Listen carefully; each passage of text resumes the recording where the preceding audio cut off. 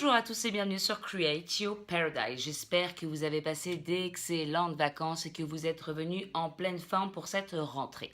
Pour cette rentrée, j'ai envie de vous parler de subtil.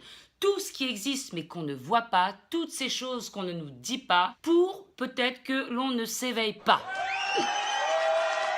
Merci, c'est vrai que j'ai fait des belles rimes comme ça.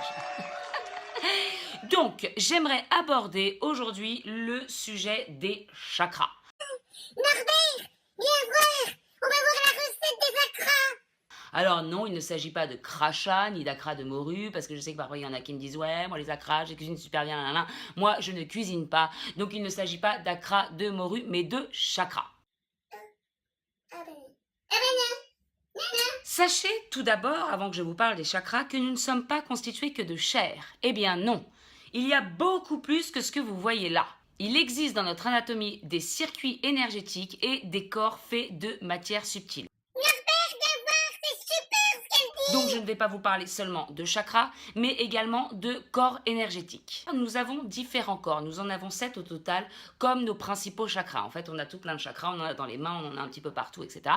Mais moi, je vais focaliser sur les 7 principaux chakras qui sont liés à ces différents corps. Alors, qu'est-ce qu'un chakra? Déjà, qu'est-ce que ça veut dire chakra? Chakra, en ancienne langue indienne, le sanskrit, ça veut dire roue ou sphère. Et en fait, ce sont les centres énergétiques que nous avons au long de notre corps. Alors, pas tout à fait au long, ça démarre en bas de la colonne vertébrale jusqu'au sommet de la tête. Je vous mets une petite image, ce sera plus clair pour vous.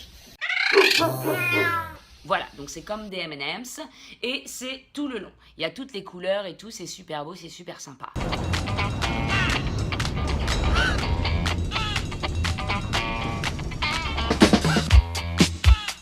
Comme par hasard, il manque le M&M's du troisième œil et le M&M's coronal.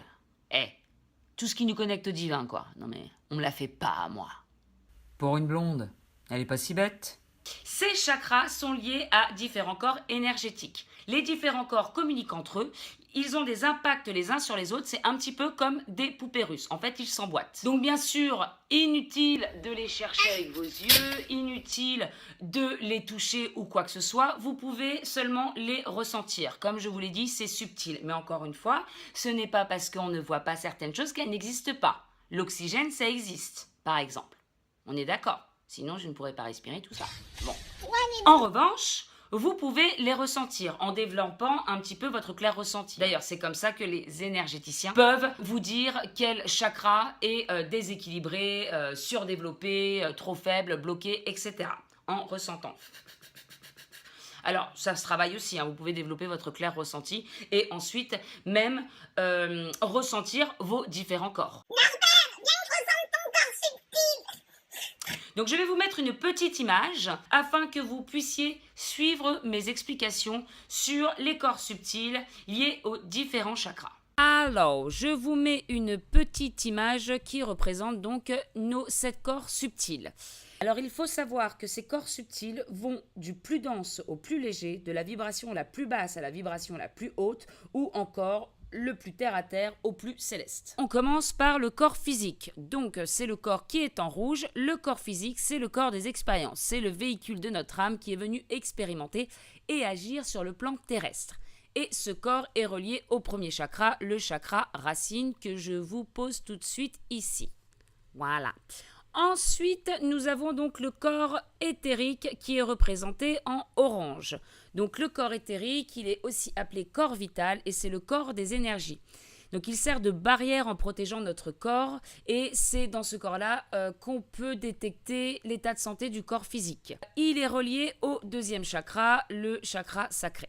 Ensuite, nous avons le corps astral ou encore le corps émotionnel qui contient nos émotions, nos désirs, nos passions, nos joies, nos peines. Donc ça concerne les émotions du moment mais aussi celles qui ont été refoulées depuis longtemps. Donc ça peut entraver le flux énergétique et descendre dans le corps éthérique puis sur le corps physique en tant que maladie.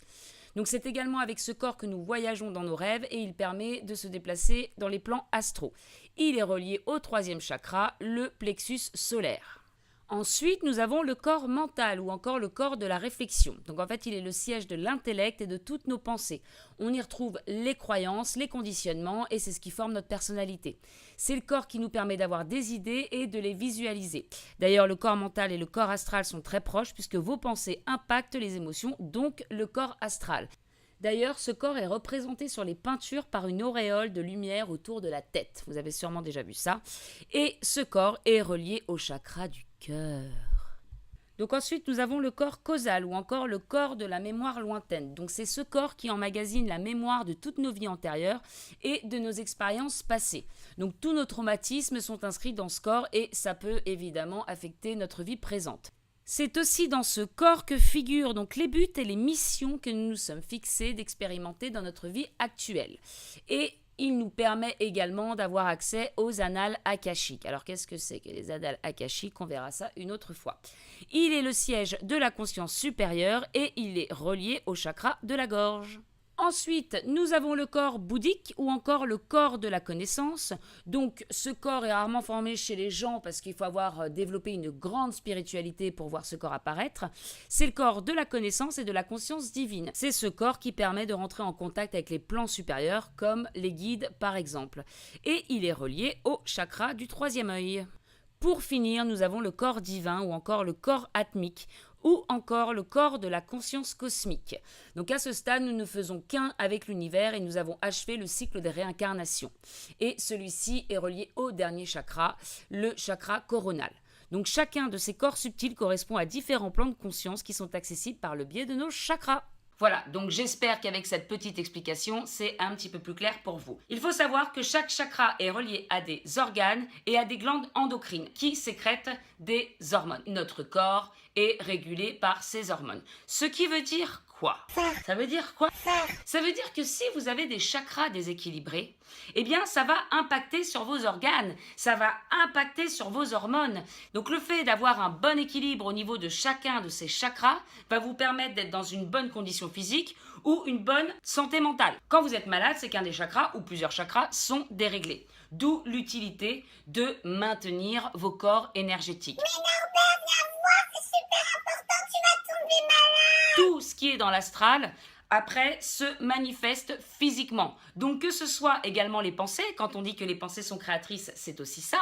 C'est qu'en fait, dès que vous émettez ces vibrations de pensée, ça se crée dans l'astral. Et ensuite, ça se manifeste sur le plan physique. Alors parfois, ça prend du temps. Mais c'est pareil pour les maladies. Donc si vous voulez une bonne santé physique, une bonne santé mentale et émotionnelle, qu'est-ce qu'il vous reste à faire? Prendre soin de vos chakras. C'est important. Prenons soin de nos chakras. Prenons soin de nos chakras. Nous voulons prendre soin de nos chakras. Nous voulons prendre soin de nos chakras. Vous ne dites rien. Vous ne dites rien. Bref, prenez soin de vous et prenez soin de vos corps subtils, même si on ne les voit pas, ils existent. Oui, bonjour, je voudrais prendre rendez-vous chez le médecin, c'est pour vérifier mes chakras. Alors pour aller un petit peu plus loin sur les chakras, je vous réserve une surprise de malade mental. Je suis allée faire le tour du monde pendant 7 jours exactement pour rencontrer chaque jour un chakra et faire une interview de celui-ci. Oui madame, oui monsieur. Je les ai rencontrés un à un pour qu'ils puissent me dire comment ils fonctionnent, mais également comment on peut se rendre compte qu'un chakra est déréglé, qu'un chakra est suractif, qu'un chakra est bloqué. Alors je vous le dis tout de suite, j'ai rencontré des chakras déréglés, exactement, donc qui étaient soit complètement bloqués, soit complètement suractifs. Donc du coup, ça donne des personnalités un petit peu différentes, je dois le dire. Mais en tout cas, si vous voulez harmoniser vos chakras, les équilibrer, eh bien, pour ça, vous pouvez faire de la méditation sur les chakras. Il y a des méditations pour ça. Également, faire des soins énergétiques. Vous avez également des huiles essentielles, des pierres. Il y a tout plein de choses. J'y reviendrai peut-être dans une autre vidéo pour aller un petit peu plus loin sur le sujet. Mais pour l'instant, on en reste aux chakras. Donc, je vous donne rendez-vous la semaine prochaine pour l'interview du chakra racine, fondement de notre existence sur Terre. En attendant, n'hésitez pas à partager cette vidéo. Non seulement je partage et je like. Abonnez-vous Abonnez-vous à ma chaîne YouTube pour ne pas louper les interviews des chakras, bien entendu. De plus, je vous réserve une petite surprise car il y aura un petit jeu pour gagner un soin Reiki. Donc c'est quand même pas négligeable si vous avez envie d'harmoniser vos chakras. Je vous dis à très bientôt et je vous fais de gros bisous. Au revoir. Je suis là, ma petite princesse, alors de quoi donc ça parle? Bah